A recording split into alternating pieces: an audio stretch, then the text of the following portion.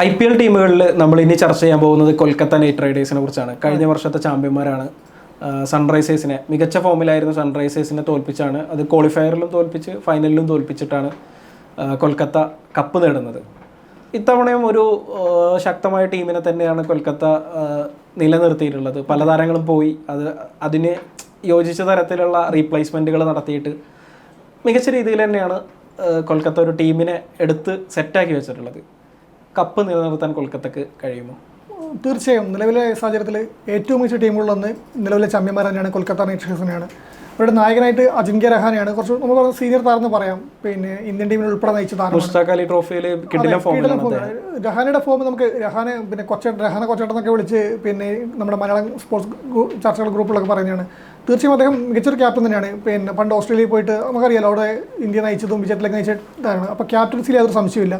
മികച്ചൊരു ക്യാപ്റ്റനിലേക്ക് തന്നെ കൊൽക്കത്ത അവസാന നിമിഷം എത്തിയെന്ന് തന്നെ പറയാം.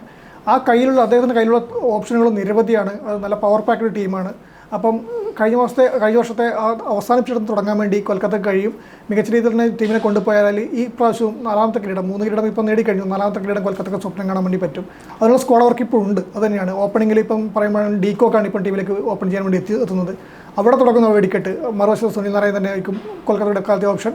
അങ്ങനെ വരും. പിന്നെ രഹാനിലേക്ക് ഇറങ്ങുമ്പോഴും അതിലും ലാസ്റ്റ് നമുക്ക് നമ്മുടെ ഇപ്പോഴത്തെ സ്റ്റാർ T20യിലെയും പിന്നെ ഏകദിനത്തിലെ സ്റ്റാർ വരുൺ ചക്രവർത്തി ഉൾപ്പെടെയുള്ള താരങ്ങൾ കളിക്കുന്ന ടീമാണ്. റസൽ ഉണ്ട്. പിന്നെ ഒരു സംശയമില്ലാത്ത അതാണ് പവർ പാക്ക് ടീമാണ്. നമുക്ക് റിങ്കു സിംഗ് ഉണ്ട്.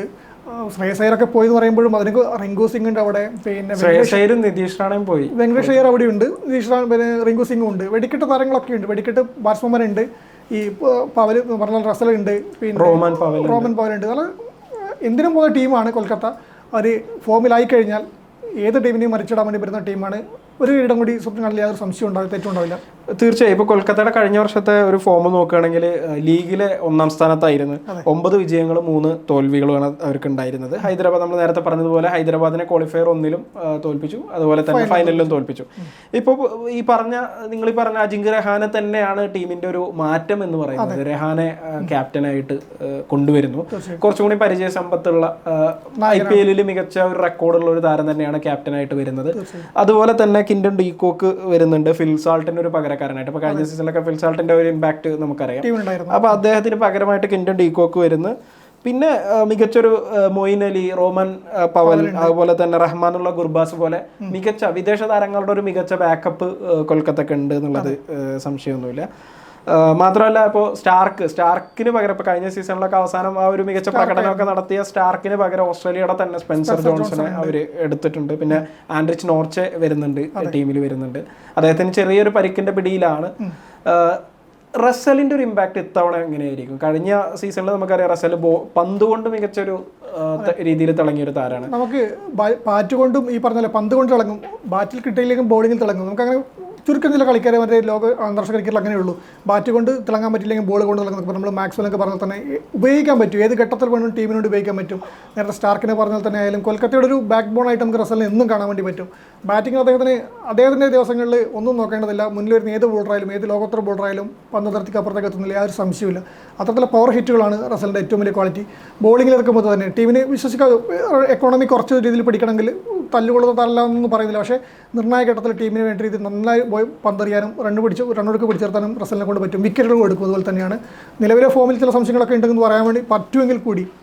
തീർച്ചയായും അത് തന്നെയാണ് ഞാൻ പറഞ്ഞു വരുന്നത്. കൊൽക്കത്ത ആരാധകർക്ക് അവരെ അത്ര ഹാപ്പി ആക്കുന്ന തരത്തിലുള്ള ഒരു ഫോമല്ല, ഈ ഫോമിലല്ല റസലും ഉള്ളത്, സുനിൽ നരയനും ഉള്ളത് എന്നുള്ളതാണ്. ഇപ്പോ എനിക്ക് തോന്നുന്നു ഈ അടുത്ത് ജനുവരി ഫെബ്രുവരി മാസത്തിലൊക്കെ അവസാനിച്ച IL T20യിൽ സുനിൽ നരയനും റസലും മോശം ഫോമായിരുന്നു. സുനിൽ നരയൻ അവസാനം കളിച്ച 10 T20 മത്സരങ്ങളിൽ 6 മത്സരങ്ങളിൽ അദ്ദേഹത്തിന് വിക്കറ്റ് വീഴ്ത്താൻ കഴിഞ്ഞിട്ടില്ല. പക്ഷെ വേറൊരു കാര്യം കൂടി ഉണ്ട്. അദ്ദേഹം 4 മത്സരങ്ങളിൽ മാത്രമേ 24-ന് മുകളിൽ റൺസ് വഴങ്ങിയുള്ളൂ എന്നുള്ളത്. എക്കണോമി തന്നെയാണ് അദ്ദേഹത്തിന്റെ ഒരു കരുത്ത്. അത് ഒരു ആശ്വാസം പകരുന്നത്. ഇപ്പൊ എനിക്ക് തോന്നുന്നത് കുറച്ചും കൂടി എതിർ ടീം ഇപ്പോ കൊൽക്കത്തക്കെതിരെ ഒരു ടീം കളിക്കുന്ന സമയത്ത് ഞങ്ങൾക്ക് ഈ 2020 ആണ് മത്സരമെങ്കിൽ പോലും 16 ഓവറെ അടിക്കാനുള്ളൂ, ബാക്കിയുള്ള 4 ഓവർ ശ്രദ്ധിച്ച് കളിക്കാനുള്ളൂ എന്നുള്ളതൊരു ഇത് ഉണ്ടെങ്കിൽ പോലും ഈ ഇപ്പോഴത്തെ ഫോം നിരാശപ്പെടുത്തുന്നത്. ആ ഫോമിൽ സുനിൽ നരയനാണ്. നമ്മൾ പറയാം എത്ര ഇതായാലും സുനിൽ നരയനാണ്. ഈ പറഞ്ഞ പോലെ തന്നെ അദ്ദേഹത്തെ അടിച്ച് കളിക്കാൻ വേണ്ടി ഈ അവസരം കളിച്ച മത്സരങ്ങളിൽ വിക്കറ്റ് കിട്ടില്ല എന്ന് പറയുമ്പോൾ നമ്മൾ ഈ ഇക്കോണമി നോക്കേണ്ടതുണ്ട്. അവിടെ അടിച്ച് കളിക്കാൻ വേണ്ടി എതിർ ടീമുകൾ തയ്യാറായില്ല. അത് വിക്കറ്റ് നഷ്ടപ്പെടാതിരിക്കാൻ വേണ്ടി അദ്ദേഹത്തെ അടിക്കാൻ, അതാണല്ലോ അതിൻ്റെ ഒരു വിക്കറ്റ് നഷ്ടപ്പെടാതിരിക്കാൻ വേണ്ടി അവർ കരുതി കളിച്ചു. ഇപ്പോൾ സൈഫ് പറഞ്ഞത് കൊൽക്കത്തയോട് കളിക്കുമ്പോൾ 14 ഓവർ ശരിക്കും കളിക്കാൻ വേണ്ടി പറ്റും. ചില താരങ്ങൾ സുനിൽ നാരായണ പിന്നെ അടിച്ച് തകർക്കാറുണ്ട്, ഇല്ല എന്നും പറയുന്നില്ല. പക്ഷേ ഈ പറഞ്ഞ പോലെ എപ്പോഴും ക്വാളിറ്റിയിൽ നമുക്ക് പ്രതീക്ഷിക്കാൻ പറ്റുന്ന ഒരു താരമാണ് സുനിൽ നാരായൺ. ആ 4 ഓവർ, ഇപ്പം ഈ 4 ഓവർ മാത്രം കണ്ടാൽ പോരാ. സുനിൽ നാരായണൻ്റെ ഫോം ഔട്ട് പറയുമ്പോഴും പിന്നെ സുനിൽ നാരായണ വേറെ രീതിയിൽ നമുക്ക് ഉപയോഗിക്കാം. കൊൽക്കത്തയിലെ ഓപ്പണറാണ് അയാൾ. ബോളിങ്ങിൽ എത്ര മോശം ഫോമിലാണെങ്കിലും കൊൽക്കത്തയ്ക്ക് ഓപ്പണിംഗ് ഇറങ്ങിയിട്ട് പവർ പ്ലേയിൽ മികച്ച രീതിയിൽ റൺ ഉയർത്താൻ വേണ്ടി സുനിൽ നാരായണന് പറ്റും. അത് ടീമിന് ഏറ്റവും കൂടുതൽ ഒരു അസറ്റായി മാറുന്നത് സുനിൽ നാരായണൻ്റെ ഈ ഓപ്പണിംഗ് സ്ലോട്ട് തന്നെയാണ്. ഡി കോക്കിനൊപ്പം ഇറങ്ങി കഴിയുമ്പോൾ നമുക്ക് കാണാം. അതുപോലെ തന്നെ സുനിൽ നാരായണൻ്റെ 4 ഓവറിനൊപ്പം നമ്മൾ കൂട്ടിച്ചേർക്കേണ്ടതാണ് അടുത്തൊരു സ്പിന്നർ വരുൺ ചക്രവർത്തി. നേരത്തെ പറഞ്ഞ പോലെ വരുൺ ചക്രവർത്തിയുടെ 4 ഓവറും കൂടി ഇതേപോലെ എതിർ ടീമിന് പിന്നെ ഭീഷണിയാകുമ്പം ഒരു 8 ഓവർ, മിനിമം ഒരു 6 ഓവർ അവിടെ പോയി കഴിഞ്ഞു. ആ ബാക്കിയിലെ 14 ഓവറിലോ 12 ഓവറിലോ വേണം എതിർ ടീമിൽ കളിക്കാൻ വേണ്ടിയിട്ട്. ഈ 2 താരങ്ങൾ അവിടെ നിൽക്കുമ്പം പിന്നെ സ്പിന്നിലവിടെ നിൽക്കുമ്പം ആ ടീമിന് വേറൊന്നും പേടിക്കാനില്ല. 14 ഓവർ ടോട്ടൽ അടിച്ചെടുക്കാൻ 20 ഓവർ ഇവർക്ക് കിട്ടുന്നുള്ള പ്രശ്നം ഇതാണ്. അപ്പം അത് തന്നെയാണ് ടീമിൻ്റെ ഏറ്റവും വലിയ ക്വാളിറ്റി വരുന്നത്. സുനിൽ നാരായണൻ്റെ ഫോം ഔട്ട് കണ്ടുകൊണ്ട് തന്നെ പറയുകയാണ് എക്കോണമി അവിടെ കുറവായിരിക്കും, റൺ കുറവായിരിക്കും. ആ T20 വരുന്ന റൺ അവിടെ വരില്ല. അത് ഉറപ്പാണ്. ക്വാളിറ്റി ബോളറാണ്, അത് ഉറപ്പാണ്. വരുൺ ചക്രവർത്തി മറുവശത്തുണ്ട്. വരുൺ ചക്രവർത്തിയുടെ T20 ഏജന്റിലെ ഫോം നമുക്കറിയാം, വിക്കറ്റുകൾ വീഴ്ത്തും. സുനിൽ നാരായണൻ കിട്ടാത്ത വിക്കറ്റുകളുടെ വരുൺ ചക്രവർത്തി വീഴ്ത്തിക്കോളും. രണ്ടും എക്കോണമി ഇവിടെ കുറവായിരിക്കും. അപ്പം കൊൽക്കത്തക്ക് എന്തായാലും ഒരു 15 ഓവർ 14 ഓവർ ഷുവറാണ്. അത് മാത്രമേ നമുക്ക് പേടിക്കേണ്ടതുള്ളത്. അവിടെയും നല്ല ക്വാളിറ്റി ബോളർമാരാണ് പേസ് ഉള്ളത്. റസലുണ്ട്, നമ്മൾ ഈ പറഞ്ഞ തരം ബോളർമാരൊക്കെ ഉണ്ട്. അപ്പോൾ വലിയ പ്രശ്നം വരുന്നില്ല അവിടെ. ഈ സുനിൽ നാരായണൻ്റെ ഫോം കൊണ്ട് പ്രശ്നം വരുന്നില്ല. പക്ഷേ സുനിൽ നാരായൺ ബാറ്റ് കൊണ്ട് ടീമിന് സംഭാവന ചെയ്യുന്ന വിശ്വാസമുണ്ട്. റസലിനെ നമ്മൾ ഈ പറഞ്ഞാൽ തന്നെയാണ് വരുന്നത്. റസൽ അങ്ങനെ തന്നെയാണ്. ഇപ്പം പിന്നെ വിക്കറ്റുകൾ എടുക്കുന്ന കഴിഞ്ഞ സീസണിൽ മികച്ച രീതിയിൽ വിജയത്തിൽ. അതെ, ഞാൻ ആ കണക്ക് കൃത്യമായിട്ട് പറയുകയാണെങ്കിൽ കഴിഞ്ഞ സീസണിൽ 29 ഓവർ IPL എറിഞ്ഞിട്ട് 19 വിക്കറ്റ് വീഴ്ത്താൻ റസലിന് കഴിഞ്ഞിട്ടുണ്ട്. പക്ഷേ ഈ 2024 IPL ശേഷം അദ്ദേഹം 66 ഓവർ എറിഞ്ഞിട്ട് അദ്ദേഹം 17 വിക്കറ്റുകളെ നേടിയിട്ടുള്ളത്. അത് IPL ഒരു മികച്ച പ്രകടനം അദ്ദേഹം കാഴ്ചവെക്കുക, മറ്റുള്ള സ്ഥലങ്ങളിൽ ഒരു പ്രകടനം മോശമാവുക, ആ രീതിയിലാണോ അതോ അദ്ദേഹത്തിന്റെ പ്രായം വെച്ച് അദ്ദേഹം ഇനിയും ഒരു നിറം മങ്ങി തുടങ്ങുന്നതിന്റെ ഒരു ലക്ഷണമാണോ കാണുന്നത്? നമുക്ക് പിന്നെ ഇപ്പോൾ IPL തുടങ്ങി കഴിയുമ്പോൾ നമുക്ക് അതിൻ്റെ ഉത്തരം കിട്ടും എന്തായാലും, നമ്മളിപ്പോൾ എന്ത് ഗസ് ചെയ്താലും. പക്ഷേ എനിക്ക് തോന്നുന്നത് IPL-ലും ഈ ഇന്ത്യൻ പിച്ചുകളിലും റസലിൻ്റെ പ്രകടനം മികച്ച രീതിയിലാണ് പണ്ട് തൊട്ടേ. നമുക്ക് കഴിഞ്ഞ IPL കൊൽക്കത്തക്ക് കിരീടം നേടിക്കൊടുത്ത റസലാണെന്ന് പറഞ്ഞാൽ തെറ്റുണ്ടാവില്ല. ഈ പറഞ്ഞാൽ തന്നെ 24 ഓവർ കഴിഞ്ഞിട്ട് 19 വിക്കറ്റ് നേടിയ താരം.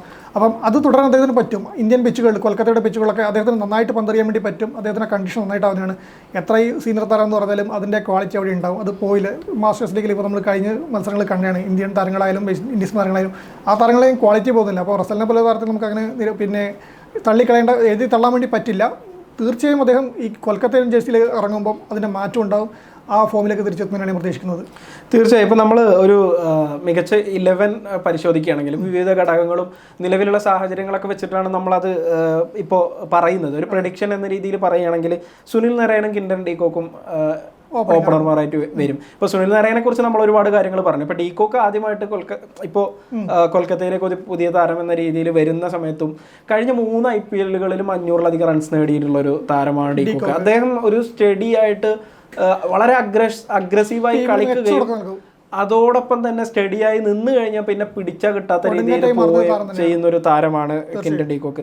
അത് കഴിഞ്ഞ് ക്യാപ്റ്റൻ അജിങ്ക്യ രഹാനെ വരുന്നു. അജിങ്ക്യ രഹാനെ നമുക്കറിയാം ഇപ്പോൾ നിലവിൽ പല ടീമുകൾക്കായിട്ട് IPL-ൽ കളിച്ച താരമാണ്. അദ്ദേഹം മികച്ച ഫോമിലാണ് എന്നുള്ളതാണ്, ആഭ്യന്തര ക്രിക്കറ്റിൽ മികച്ച ഫോമിലാണ് എന്നത് കൊൽക്കത്തക്കൊരു സന്തോഷം പകരുന്ന കാര്യമാണ്. അപ്പോൾ അത് മാത്രമല്ല, കൊൽക്കത്തയുടെ രഹാനെ ആകും എന്നത് എനിക്ക് തോന്നുന്ന അധികം ആളുകളും അങ്ങനെ കരുതിയിട്ടുണ്ടായിരുന്നില്ല. വെങ്കടേഷ് അയ്യർ ക്യാപ്റ്റൻ ആകും എന്ന രീതിയിലുള്ള ഒരുപാട് ചർച്ചകൾക്ക് ശേഷമാണ് രഹാനെ ക്യാപ്റ്റനായിട്ട് വരുന്നത്. പിന്നെ 4-മനായിട്ട് രഘുവംശി വരും, വെങ്കടേഷ് അയ്യർ വരും, റിങ്കു സിംഗ് വരും, റസൽ വരും, രമൺദീപ് സിംഗ് വരും. 5-6-7 വരുന്നത് 8 വരെ രമൺദീപ് സിംഗ് 8 വരില്ല. ആ ഒരു പിന്നെ ലോവർ മിഡിൽ ഓർഡറിൽ മതി കൊൽക്കത്തക്ക് റണ്ണ്. ആദ്യം പവർ പ്ലേയിൽ ഈ പറഞ്ഞ കിൻഡൻ ഡി കോക്ക് തുടക്കം ഒരു കൊടുങ്ങലവിടെ വീശി തുടങ്ങിയാൽ അത് ഈ നമ്മൾ പറഞ്ഞ രമൺദീപ് സിംഗിലേക്ക് എത്തി നിൽക്കുമ്പോൾ അവിടെ ആ സ്കോർ എവിടെ എത്തുന്നു ഒന്ന് പ്രെഡിക്റ്റ് ചെയ്താൽ മാത്രം നമുക്ക് ഊഹിച്ചാൽ നമുക്കറിയാം. ഇവരെ വെടിക്കിട്ട് റിങ്കു സിംഗ് ആയാലും വെങ്കടേഷ് അയ്യർ ആയാലും റസലായാലും നമുക്കറിയാം. ആ ഒരു പോകുന്നത് അവരുടേതായ ദിവസങ്ങളിൽ എന്തും സംഭവിക്കാം. അപ്പം ആ ലോവർ മിഡിൽ ഓർഡറിലായിരിക്കണം കൊൽക്കത്തയുടെ നമുക്ക് മിസ്സാക്കാൻ പറ്റാത്തൊരു ഇന്നിങ്സ് ബാറ്റ് ചെയ്യുമ്പോൾ അത് എനിക്ക് തോന്നുന്നത്. കാരണം കരുത്തുറ്റ ഒരു top order, middle order, lower middle order, batting ഡെപ്തിന്റെ ഒരു ഇത് കാണുന്ന സമയത്ത് മികച്ച വെടിക്കെട്ട് തന്നെ നമുക്ക് ഇപ്പം നമ്മൾ പറയുന്ന പോലെ ഹൈദരാബാദ് ടീമിനൊക്കെയാണ് നമ്മൾ വെടിക്കെട്ട് ഈ പ്രൊഡിക്റ്റ് ചെയ്യുന്ന എല്ലാ സമയത്തും. അതുപോലെ ഒരു വെടിക്കെട്ട് ഇവിടെ ലോവർ മിഡിൽ ഓർഡറിൽ നമുക്ക് കാണാം. എന്തോ സംഭവിക്കും, വിസ്ഫോടനം തന്നെ ആയിരിക്കും എനിക്ക് പ്രതീക്ഷിക്കാം. തീർച്ചയായും. പിന്നെ വരുന്നത് 9ാമത് ഹർഷിത് റാണ വരുന്നുണ്ട്. ഒരു മികച്ച ബോളർ തന്നെയാണ് അദ്ദേഹം. സ്പെൻസർ ജോൺസണോ അല്ലെങ്കിൽ നോർഷേവർ ആരിലെ ഒരാൾ കളിക്കും. വരുൺ ചക്രവർത്തി പിന്നെ വരും. വൈഭവ് അറോറ 12ാമനായിട്ട് വൈഭവ് അറോറ ആയിരിക്കും വരുന്നുണ്ടാവുക. അപ്പോൾ ചുരുക്കി പറഞ്ഞു കഴിഞ്ഞാൽ ഒരു പവർ പാക്ഡ് ആയിട്ടുള്ള ഒരു ടീം തന്നെയാണ് കൊൽക്കത്ത എന്നുള്ള കാര്യത്തിൽ സംശയമില്ല. പക്ഷേ ഈ പറയുന്നത് പോലെ പലപ്പോഴും ഇതിനു മുമ്പ് മികച്ച ടീമുമായിട്ട് വന്ന് ഈ കൊൽക്കത്തയുടെ ഒരു കാര്യം പറയുകയാണെങ്കിൽ അവർ മികച്ച പെർഫോമൻസ് കാഴ്ചവെക്കുകയാണെങ്കിൽ അതൊരു മികച്ച രീതിയിൽ അവസാനിപ്പിക്കാൻ കഴിയുന്ന ഒരു ടീമാണ്. തുടക്കം നല്ല രീതിയിൽ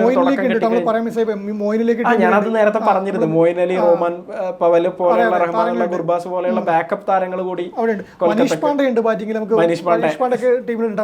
അവരൊക്കെ നമ്മൾ നോക്കേണ്ടതുണ്ട്. ഈ താരങ്ങളൊക്കെ വരുമ്പോഴേക്ക് ഈ ടീമിന്റെ സ്ട്രെങ്ത് കൂടി വരുവാണ്. അതായത് നമ്മളിപ്പോ ഏറ്റവും കൂടുതൽ സാധ്യതയുള്ള ടീമിൽ കളിക്കാനും ഇമ്പാക്ട് ഉണ്ടാക്കാനും പറ്റുള്ള താരങ്ങളെ കുറിച്ച് പറയുമ്പോൾ അപ്പുറത്തെ സൈഡിൽ അതിനേക്കാൾ ഇമ്പാക്ട് ഉള്ള താരങ്ങൾ ഉണ്ട് ടീമിൽ, സ്ക്വാഡിലുണ്ട്. അതുകൊണ്ട് നമ്മൾ കാണുന്നുണ്ട്. കൊൽക്കത്തയ്ക്ക് യാതൊരു ടെൻഷൻ ഇല്ലാതെ മികച്ച സ്ക്വാഡായിട്ട് രഹാനക്ക് ഈ ടൂർണമെന്റിൽ ഇറങ്ങാൻ വേണ്ടി പറ്റും. തീർച്ചയായും മികച്ച ഒരു പെർഫോമൻസ് തന്നെ കൊൽക്കത്തക്ക് കാഴ്ചവെക്കാൻ സാധിക്കട്ടെ എന്ന് നമുക്ക് ആശംസിക്കാം. തീർച്ചയായും.